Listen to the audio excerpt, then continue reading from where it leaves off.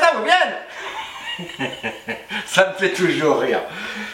Alors, aujourd'hui, on va traiter cet habillage de porte de Jaguar.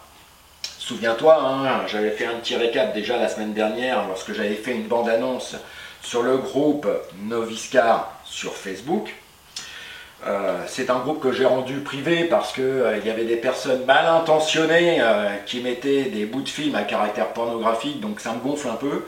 Donc le groupe maintenant est privé et maintenant si tu veux venir grossir un petit peu toutes ces bandes annonces, les jeux, les tuyaux que tout le monde peut mettre là-dedans, eh bien maintenant tu peux demander l'adhésion mais il faudra mon accord, quoi. Voilà, quoi. Alors qu'avant c'était une page qui était ouverte à tout le monde. Donc là l'idée c'est simplement de préparer tous les supports qui vont recevoir les clips, parce que je vais te faire des gros plans, mais j'ai 3 supports de clips qui sont complètement pétés. Ce qui me laisse à penser également que cet habillage de porte a déjà été démonté, parce que quand je l'ai démonté,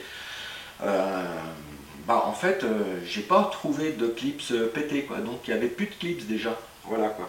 Donc l'idée que moi j'ai donc déjà coupé de mon manche à balai des cales de bois en vue de gagner en épaisseur, et ensuite l'idée c'est de solidifier l'ensemble avec de la résine polyester. Mais avant, générique!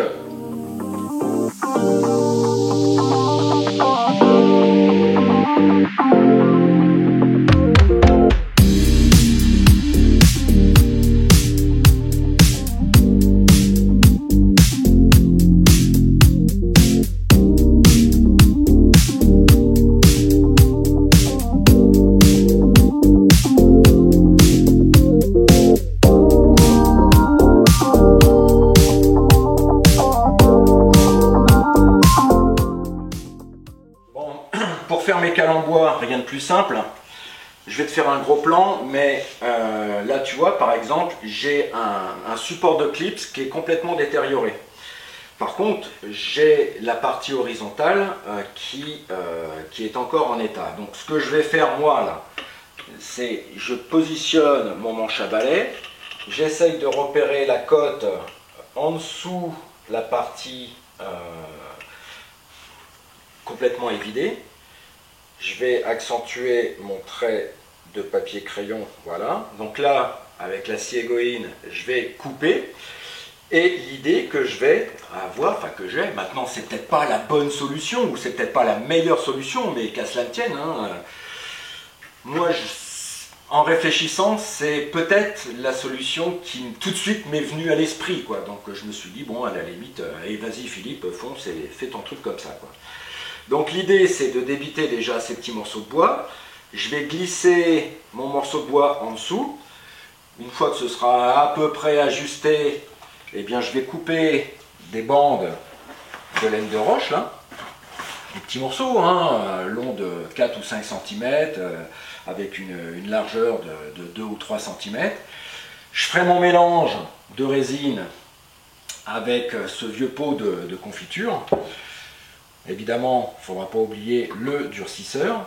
Et une fois que ma résine sera prête, alors évidemment je vais faire tout d'un coup, hein, il va falloir que je coupe tous mes petits morceaux de bois. Bon, j'en ai que 3 à faire, hein, donc ça va bien.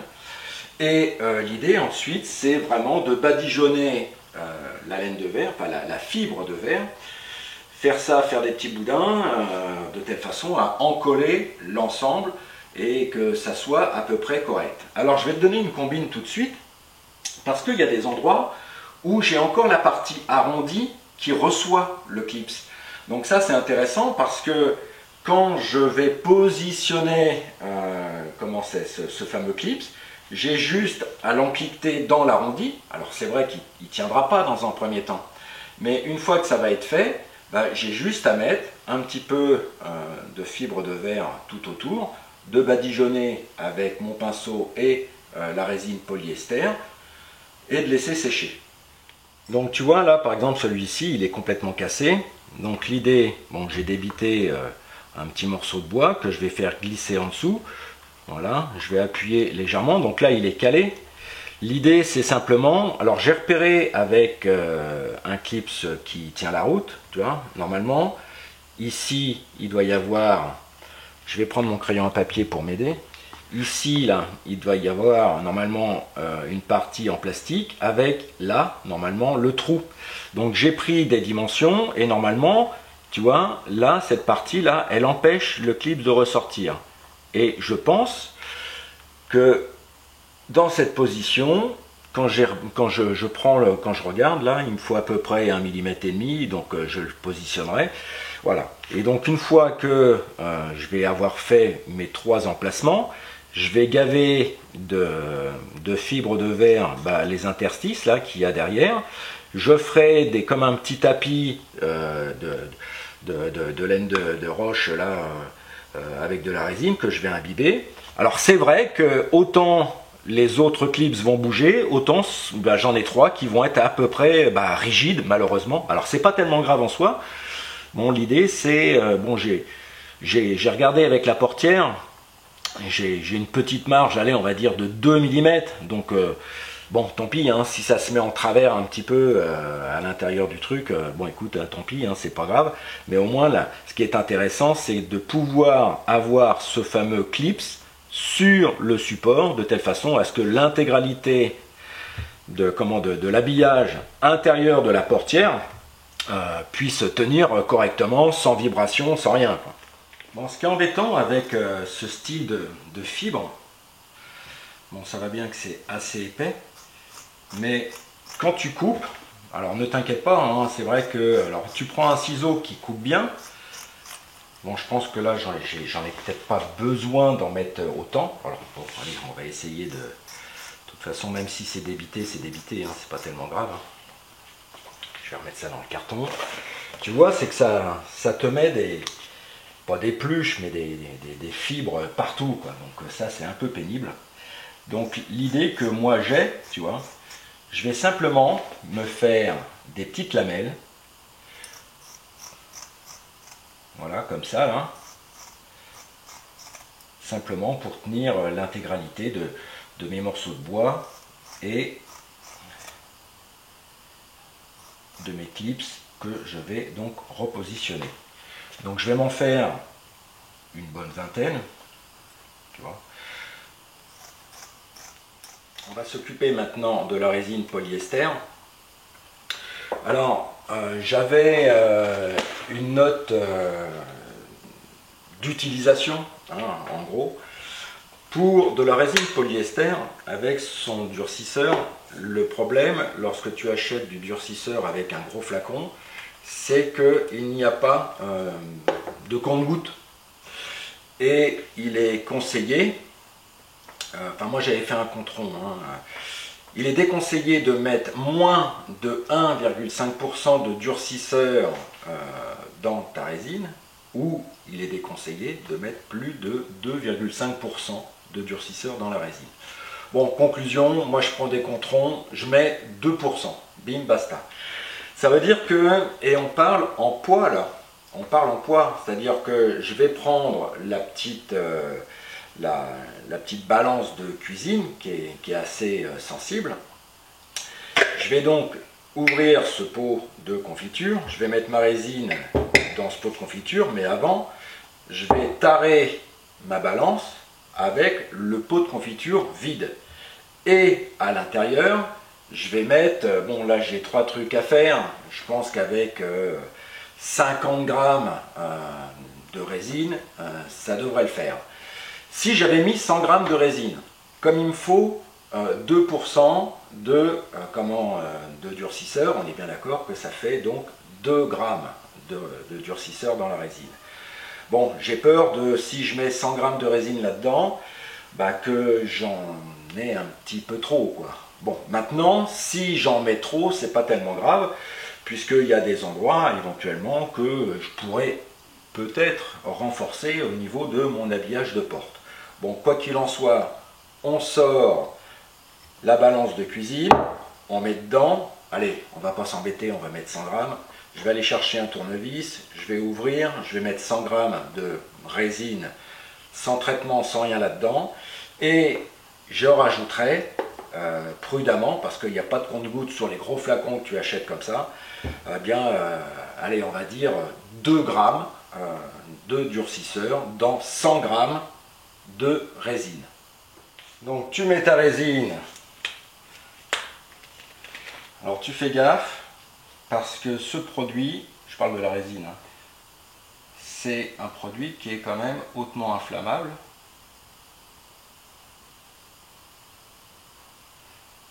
Voilà.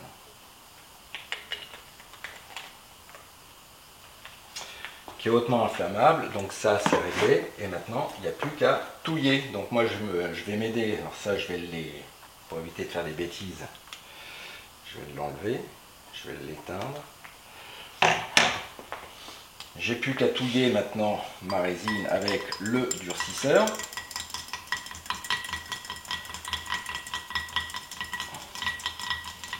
Et une fois que c'est fait, j'ai plus qu'à positionner mes cales, le pinceau. Donc voilà, donc l'idée maintenant c'est avec ton pinceau, eh bien tu vas badigeonner l'intérieur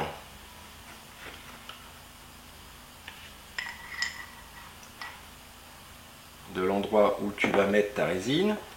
Tu vas positionner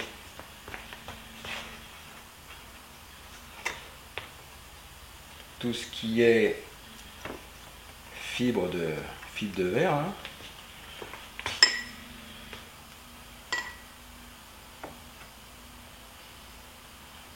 Voilà.